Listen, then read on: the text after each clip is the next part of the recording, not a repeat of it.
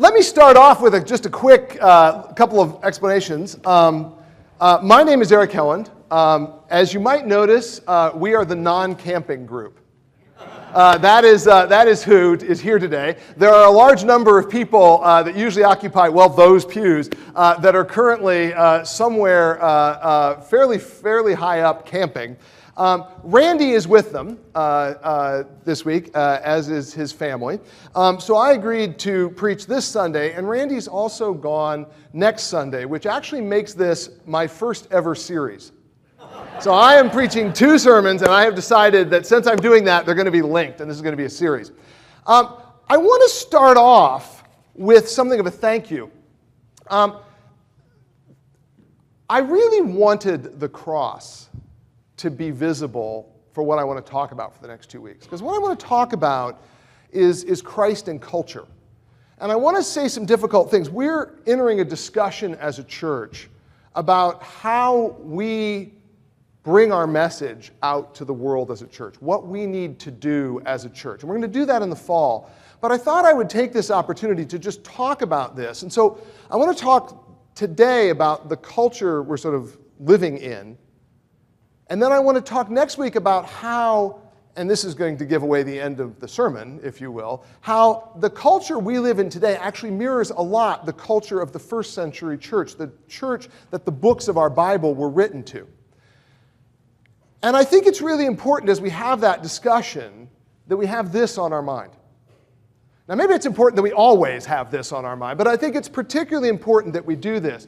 And what sort of got me thinking about this was in Randy's class a couple weeks ago, he was reading 1 Corinthians, and Paul, in what might be a bit of hyperbole, says to the church he's writing, remember this is a very dysfunctional church, he says, "And brethren, when I came to you, I did not come with excellence of speech or of wisdom declaring to you the testimony of God, for I determined not to know anything among you except Christ Jesus and Him crucified." Now, again, Paul is a great rhetorician. He was really good at saying things that got your attention. I think this is one of them. But I think if I'm going to paraphrase Paul, it's saying, you can forget a lot of things, but you can't forget that. Because that cross is how Jesus implemented His plan for the world. That is, and good amen. That is the thing that underlies our faith. That is the thing we need to communicate to the world. It's not that the rest of the things aren't important, but it's that we always want to keep our focus on that. Now, so the first thing I'm going to do is thank Jim Lentz and Tom Eisen for building me this. If you say to Jim and Tom, I would like a cross, you get a cross. The second thing I want to do is I want to bring you greetings. And I want to bring you greetings from the Vicente Guerrero Church of Christ.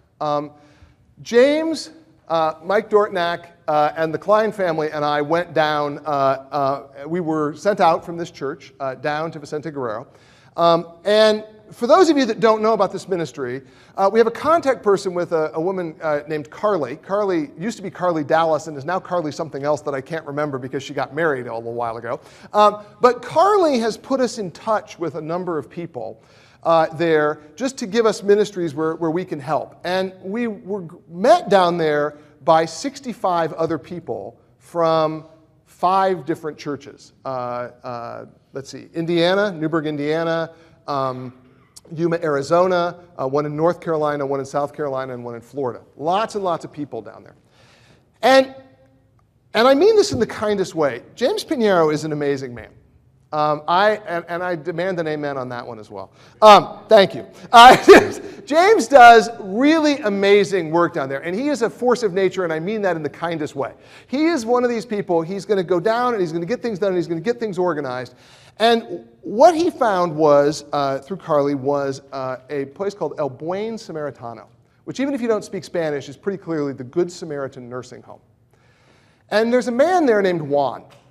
And Juan was a guy who was a nurse at one of the orphanages. And in Mexico, the tradition is that you take care of your older relatives, your grandparents and your parents when they get old, which is great. That's a lovely tradition, except that when it breaks down, these people have nowhere to go. There's not a nursing home. There's not a facilities that the government runs for people. And so Juan noticed there were these people with nowhere to go, and he began putting them in houses, and then he realized they needed more care, and he bought a facility, just a house that he made into a nursing home. So Juan has a problem, though. He's built a clinic, and he doesn't have a wall. And if you've ever been to Vicente Guerrero, everybody has a wall. And the reason is there's not much of a police force. And so people steal. And so Juan is subject to a lot of theft. People just come, they steal from him, they steal from the residents. It's a real problem, and he doesn't have a very secure facility. And so James, in working with Carl, decided what we were going to do was put the footings in for this wall, and then we're going to hire some brick masons to build Juan a wall. So James comes in, and if you know James, he's on the back row. He's a big guy, and Juan is not a big guy. And James is there, and he's got his clipboard, and he's going, and he's all energy. And Juan is listening to him, and he's describing the wall. And then when James is done, Juan stops, and he looks at us. And we've driven for something like 8 hours, and we're tired. And Juan looks, and he says, "I've been praying for you for years. I have been praying for you for years." And indirectly, that means he was praying for all of you, because you sent us. And I want to just pause on that as we reflect on this church and the meaning of this, because Juan had no idea who James Pinheiro was before James Pinheiro showed up on his doorstep with a clipboard and 60 people behind him and a plan. But he had been praying for James, and he had been praying for us. And God willing, Juan's going to get his wall, and there will be some protection for those people. I tell you this story in part because it just had a real impact on me, and I have the microphone. But in part, I tell you this story because as we think about who we are as a church and what we want to do, I want us to remember all the things we do in the world as the people of Christ. There are people praying for us out there that need us. Okay, so with that, I want to start off with kind of what my lesson is. What is my sort of aim in this in talking about, and I'm calling this kind of Christ and culture, my sort of series. Let me start with the definition of culture. My definition of culture is this. I stole this directly from the dictionary, which is, as anyone who's ever given a speech will tell you, is the worst place ever to start. But this was pretty good. It says, culture is the sum of attitudes, customs, and beliefs that distinguishes one group of people from another. That's a pretty good definition of culture. And so here's my point.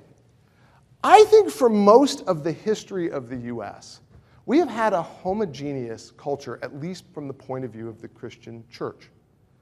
Now, the truth of the matter is, if you went back to sort of 1880, no one would think that was true. Catholics, oh no, that's different. Protestants, that's different. Who knows about the Mormons? We would separate everybody into boxes and say, oh, well, those aren't Christian. But the reality is, from the point of view of the church, we were something like 90+% a Christian country. The reason I think that is important, right, is because we are changing from that. And we could have a long discussion about the implications of that for our country, but that's not the discussion I want to have. I want to talk about the implications of that for how we bring the message of Christ to people in our community. Because here's the thing, that is the most profound shift, I think, since about 379 AD, when the Emperor Theodosius declared the entire Roman Empire Christian. Now, Fred is sitting there thinking that that's a bit of a stretch. But I want to stand by my statement, because if you think about it, at that point on, Christianity was the official religion of the Roman Empire, and then gradually it became the official religion of Western Europe. And so the way you converted people was by the sword. If you wanted to reconquer Spain, everybody who wanted to live in Spain had to be Christian, or they had to go somewhere else. The Protestant Reformation comes along, and we decide to fight wars over whether or not we have infant baptism or not. And then eventually the United States comes along, and this is a bit of a condensed history, I admit. The United States comes along, and we basically agree to disagree. But by accident of history, we're largely Christian. And I think what that has done is fundamentally altered the way we do evangelism. And let me be clear about this. I think what that has done for us, right, is that we do evangelism in a fundamentally different way than Paul, and in a different way than Jesus, and in a different way than Peter. And the reason we've done that is everybody we're talking to already knows what we're talking about. So the trick, if you think about it, was to take a Presbyterian and convince them they should become a Methodist, right? And so how do you go about that kind of evangelism? Well, think about what we do. We do Bible studies, right? We sit down with people and we say, let's study the Word, brother. We'll study the Word.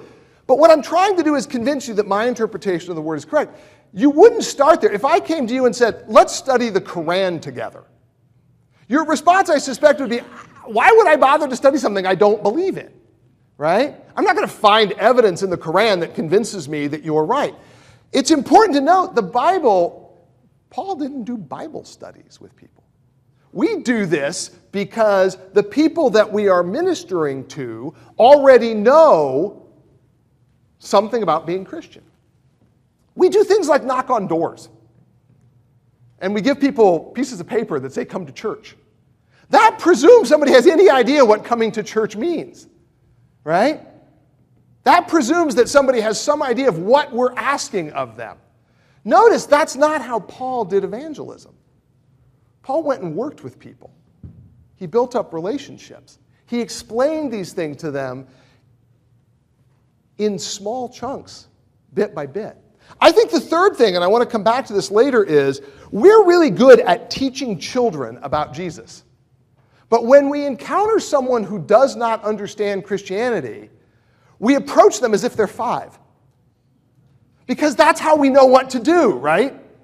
We have a way of encountering people that says, I can explain to you the gospel message, but only if I'm getting you when you're 5 years old. If you talk to missionaries, people who've been in the missionary field, right, they're very good at explaining Christianity to adults. We're not so good at that. So, where's our model then, right? How do we get to this place? I started in our scripture reading with 1 Peter.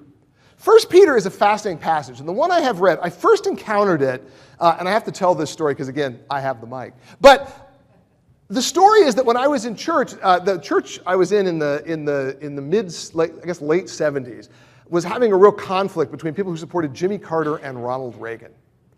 If anyone is old enough to remember this was a big division in the church. And someone made everyone mad by getting up and reading 1 Peter and talking about how we should all support President Carter. Now, I have to say, although my parents dearly love Jimmy Carter's a great ex-president. I'm not sure that 1 Peter was written as an endorsement of Jimmy Carter's presidency. In fact, I'm pretty sure not. And so I think the first clue that something else is going on here that may be useful to us comes in that phrase, and support the king or support the emperor. Because here's the thing about Peter. Peter was murdered by a Roman emperor. Nero killed him. So it's a little difficult to think that what Peter is doing is issuing a blanket statement in support of the emperor. So what is Peter trying to tell us, and who's he writing to? Peter's writing to Gentiles in Asia Minor. He's writing to a group of people, and we make a mistake. We equate Gentile equals pagan. We're Gentiles. We're not pagans. And so the thing that's going on here is Peter's writing to a group of people who are God-fearers, who are Christians. They are not Jews, and they live among pagans. And they are suffering some kind of persecution. Now, I don't think the persecution they are suffering is being thrown to the lions. I think the persecution they are suffering is of a different variety. It's earlier than that. You see, the way the world worked was a lot of what made you a trusted person in Roman society was a client relationship. And the way you establish that, right, Fred is my patron, I am his client, the way that would work is that I would do what Fred did. So if Fred had feasts to some pagan god, I went to the feast, and that made sure that I got Fred's business. I think what's happening to these people is that their Christianity is coming in conflict with the relationship with their community. The Roman Empire protected really old religions. If you were a Jew, you did not have to worship the emperor. But if you were a Gentile who said, I'm not willing to actually go to the civic ceremonies and participate in that because I only worship God, I don't worship the emperor, you were considered weird. You were considered suspect. You were considered someone you might not want to do business with. You might not want to invite over. You definitely didn't want anybody marrying that family. These were people that were sort of pushed out. So the people I think that Peter's writing to are people who are saying to Peter, we don't know what to do, Peter. We are, to quote Peter, aliens and exiles in our own communities. We are people who do not belong here. Peter, do we run away and start our own community? Do we reject the authority of the earthly rulers? They're not killing us, but we don't fit in here. We're not Jews, we're not Gentiles, or at least Gentile pagans. What are we, Peter? And Peter's interesting in what he writes back. He says, Beloved, I urge you to live as aliens and exiles, to abstain from the desires of the flesh that wage war against the soul. I urge you to live as aliens and exiles. Stay where you're at. Live your lives as Jesus wants you to live them in this place that you feel like you don't belong. Now, I think for most of us, growing up in the United States, and I know not all of us grew up in the United States, but for those of us who did, that's a weird feeling. Because we have been in a culture where we belong. For most of our lives, even if people haven't understood our particular denomination, we have fit into the broader American whole. So now I want to give you some news. If the cultural deviant is a person who rejects the prevailing culture, and we usually use this to describe someone with different sexual practices, different habits, something about them. I always think about this as the 1960s hippie is the cultural deviant. Here's the bad news. You're the cultural deviants now. You're the cultural deviants now. Now let me bear with me for a moment, least I offend you. But here's the reason I say this. So if you start, right, if you start with this, just the survey evidence, and I'm an economist, you knew there was going to be survey evidence. 73% of the people in the United States identify themselves as Christian. That's down from about 90% really at the sort of the end of the 1980s. So that's low. The fall is not due to immigration or not due to sort of changing patterns. It's due to people who previously identified themselves as Christian surveys as not. So the rising category has not been people of other religions. The rising character has been people who say, I have no religion. That's now about 31%, right? That's a big percentage. In 1950, that was essentially nobody. They didn't ask the question.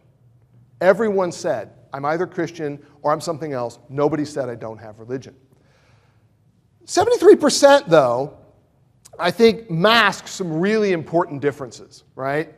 The first thing to note is that if you look at people under 30, and the people under 30 are largely scattered, so I can't point at them anymore, but that number falls to 60%. If you look at people under 30, 60% identify themselves as Christian. And just a little under 40, I think it's 33% say they're not. The second thing to note, right, is that if you start with a measure of what it means to be Christian, do you believe in God or are you agnostic? Do you read the Bible? Do you pray? Do you regularly attend church? A few measures like that. And you say, do you do any two of those things? And you look at the survey evidence. The number of people who are post-Christian rises to 52%, which means only of the 73%, now only about 48 are Christian. Okay? Now, let's do one more cut of the data. Let's ask, do you attend church once a month? Number drops to 31%. Now, here's a funny thing about surveys. People lie.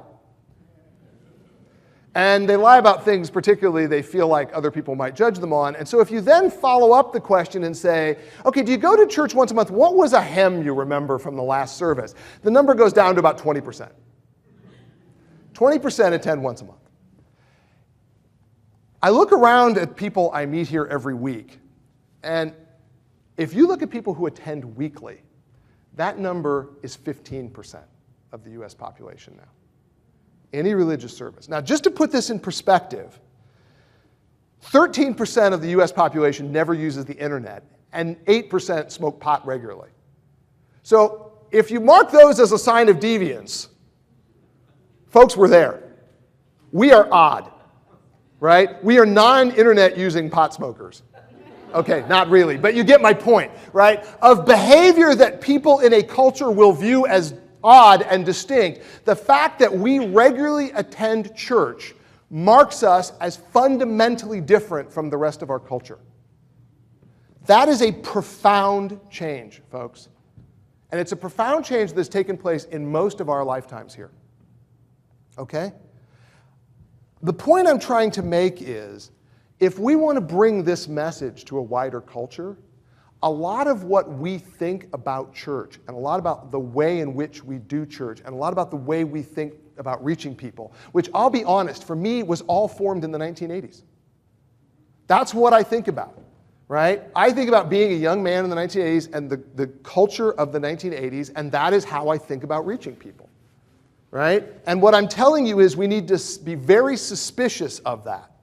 Now, you might ask, well, maybe that'll change. I feel like sometimes we in the United States have this hope of culture, that culture is kind of like culture in the Old Testament. N.T. Wright has described culture in the Old Testament as GPS culture, which is the Jews are going along and then they deviate, and eventually God says, okay, look, yeah, I wanted you to go straight, but if you now take a right, you'll get back on course. For those of you that have tried to play Get Lost with GPS, good luck. It'll find you. God's saying to the Israelites, just keep going around in circles. Eventually you'll get back on the road and it'll be all right. But there's another version of culture, and that's the culture of ants. And if ants invade your bathroom, you should try this trick, which is you can get ants to go in a circle and they'll do it endlessly. I think it's entirely possible that our culture, because we are not the chosen people, folks, I wonder if our culture is an ant circle and not a GPS culture where we'll get back on track. And if it is, we need to figure out a way to reach that culture as Christians. Now, why the change? Why is it? What is it about our culture that changed so dramatically? Well, a couple thoughts, right? One would be greater affluence. We are just wealthier than we were 30 years ago. Wealth gives us more opportunities to do things with our time. Time is the scarce thing in most people's life, right? Number two is we're more focused on kids' activities. Soccer games occur on Sunday morning. Band practice occurs on Sunday morning. We have more travel. We have more blended families. I think just the presence of more options in our life, a 24/7 culture, makes coming to church every Sunday morning a tougher sell. But I actually don't think that's the whole story, because you know what? That's true of all of us, right? That's true of every person in this room.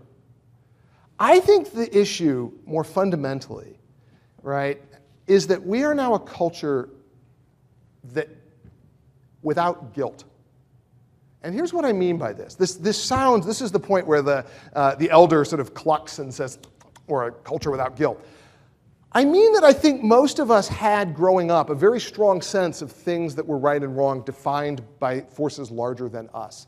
And I think we are a culture that is giving up on that. We could argue whether that is to our detriment or our extreme detriment, but we are definitely a culture that is changing that. And so much of our message about going to church is a revival message. It's bringing people back. Think about the big tent where we tell people, you need to come back to church. Feel guilty that you're not going to church. I think that message no longer rings true to people. People are very suspicious of institutions that tell them how to live their lives. Now, I also think, in some sense, right, that we make a mistake if we assume people are just selfish. They're not. The unchurched are not necessarily selfish people. They can actually be very generous. And in some sense, what they're focused on is, what are you doing? Maybe not just for me, but for the broader community. What's your role in this world? And so I think one thing we should be focusing on, and I'll talk a lot more about this next week, is our impact as a church more broadly than just us. But I think it's important for us to recognize in this changing culture that simply saying to someone, you really should go to church. I mean, look, I have a very good friend who's Jewish who has a fantastic synagogue. They meet somewhere in Long Beach on Saturday morning. They do amazing things in the community. I've never once felt guilty about not going, because I'm not Jewish. It's not even on my radar that I should be sort of attending his synagogue, right? I think we should approach people as if they had a similar mentality about what we do here. right? There's nothing about this that is commanded in the way people think about the world. So let me wrap this up with a story, and it's always a story with me, so bear with me. In 1835, a Frenchman came to the United States, Alexis de Tocqueville, and he wrote an amazing book called Democracy in America. Democracy in America is still read today because Tocqueville captured something about the United States that was unique and special, and I think lasted really at least to the New Deal and quite possibly into the 80s and 90s. And what de Tocqueville pointed out was that in the US, a lot of institutions that other places are provided by government are provided by people voluntarily. So people would head into the frontiers, they would build churches, they would build colleges, they would build schools. There was a reliance in America that we did things voluntarily in community organizations. I think that is changing. And look, I'd be lying if I said if I'm right, I wouldn't lament its passing. I think that was something that made America special, and I think it was something great. But here's the problem. This thrives in any number of cultures. It thrives in cultures led by totalitarian dictators. It thrives in cultures where the people rely on the government to provide public services. It thrives everywhere. And so I think we need to pull those differences apart, because whatever happens with the cultural change, if I'm wrong and everything goes back to 1980, or if I'm right and the change continues apace, we still have an obligation to this. Thank you. Now, I love the amens. So, I want to end this then with what I'm going to affectionately call the Mike Dortnack problem. Now, if you don't know Mike, Mike is a wonderful guy. He is a good Christian man, and he works tirelessly in the kingdom. Right now, he is sitting back there with a fairly uncomfortable set of headphones, making sure that the songs come up on the screen. Mike's a great guy, and I had the privilege of traveling down to Vicente Guerrero in Mike's car. And thank you, by the way. That was a fantastic car, and I'm very sorry you had to drive such a small car for a week, but it was great. So, Mike and I went down. Now, there's a book floating around now, which you may have heard of, called The Benedict Option, which I think Linda put me onto. The Benedict Option is interesting because it's one book that actually turns out to be two if you actually read it. It's got the first chapter and then a lot. If you don't know who Benedict was a 6th century monk in the declining Roman Empire. And what Benedict did was he looked out at the world and he said, the Roman Empire is falling, the barbarians are coming, I need to go to a safe place, and I need to secure Christianity because it is under threat. If we were Syrian Christians or Coptic Christians in Egypt, that's the conversation we would be having. Do we go to the United States? Do we go to Lebanon? Do we go somewhere else because we are going to be killed if we stay here? But that's actually not the place we live. We live, as the people in 1 Peter lived, in a culture that increasingly doesn't understand us. The problem is Mike. Driving down with Mike, I got to share a lot of things with a Christian brother that I have a ton in common with. Namely, we're middle-aged Christian guys trying to figure out how to make our way in a culture that we're increasingly at odds with. And it was a blessing. It was a wonderful 6 hours of Ensanita Costco snacks and fellowship. And it was great, and it's a blessing, and I thank you. The thing about that is, it would be really easy to say, what we need is the Sunny Hills Monastery, well, okay, not a monastery, but the Sunny Hills Strong Place where we pull up the drawbridge and I'll build my house next to Mike. Because Mike revived my soul on that trip. He made me feel good, and he made me feel like this was the place I needed to be. The problem is this. The problem is that's the means, not the ends. Mike's fellowship, and I hope I built Mike up as much as he built me up, prepared us for what was a pretty hard week. And it prepared me to come back after that spiritual high of being down there and face what is a culture that I increasingly am kind of at odds with. I think the temptation for us is to say, okay, there are people at church that agree with me, that I can talk to, that I share fellowship with. Let's just circle them out. We'll just be there with people in church. but it's the means to being ready to do the work here. And I think that's the thing we need to prepare ourselves for, which is how do we go out and be in the world and bring this message outside these walls, outside here. I think that's what we need to do. Now, I'm going to spend a lot of time next week talking about how I think that was done in the first century. I'm going to spend less time embarrassing Mike. But I would like you to sort of pray on this thought, because this is sort of where I want to leave us. In Christ, culture doesn't matter. But in communicating Christ, culture is really important. Which I think is a way of saying, look, the unbounded love that it took to bring me to God on that cross is amazing. And so any block I put between someone who wants to get to that cross and that cross, any block I put down, I do so at a harm to my relationship with God. Amen.